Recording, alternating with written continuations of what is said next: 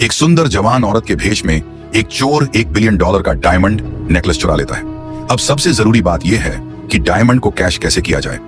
जब उसके साथी इस मामले पर बात कर रहे होते हैं तो द मेई को अचानक एक प्लान सूझता है। वह अलग अलग शॉपिंग मॉल में डायमंड बेचने के लिए कुछ बूढ़ी औरतों को हायर करती है। सब कुछ ठीक चल रहा होता है, लेकिन इस दिन पुलिस एक टिप से दामेई को ढूंढ लेती है। हालांकि काफी सबूत नहीं है, इसलिए ऑफिसर्स को उसे कबूल करने के लिए मजबूर करना पड़ता है। दामेई शांत रहती है और अपना फोन निकालती है, जिससे पता चलता है कि फोटो में दिख रहा आदमी चोरी का मास्टरमाइंड है। यह आदमी दामेई का एक्स बॉयफ्रेंड है, जिसने सालों पहले उसे धोखा दिया था, जिसके कारण उसे फंसाया गया और जेल में डाल दिया गया। अब मौका आ गया है। द मेई अपने एक्स बॉयफ्रेंड को चोरी के लिए फंसाने की कोशिश करती है। इस बीच वह अपने साथियों को उसे बहकाने, उसे नंगा करने, बिस्तर से बांधने, चुपके से उसके कपड़ों में हीरा रखने और शेरिफ को भेजने के लिए एक तस्वीर लेने का आदेश देती है। लेकिन एक तस्वीर यह साबित करने के लिए काफी नहीं थी कि वह आदमी मास्टरमाइंड था। अगर वह भी काम नहीं करता तो दामेई ने हीरे की बिक्री से हुई सारी कमाई उसके नाम पर ट्रांसफर कर दी और जानबूझकर पक्के सबूत गढ़े।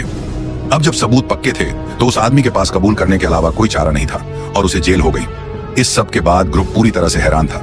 जिस पैसे को चुराने के लिए उन्होंने अपनी जान जोखिम में डाली थी, वह रातों रात गायब हो गया था। जैसे ही सब बहुत निराश महसूस कर रहे थे, दामेई ने अचानक रेफ्रिजरेटर का दरवाजा खोला, जिसमें अनगिनत गहने थे।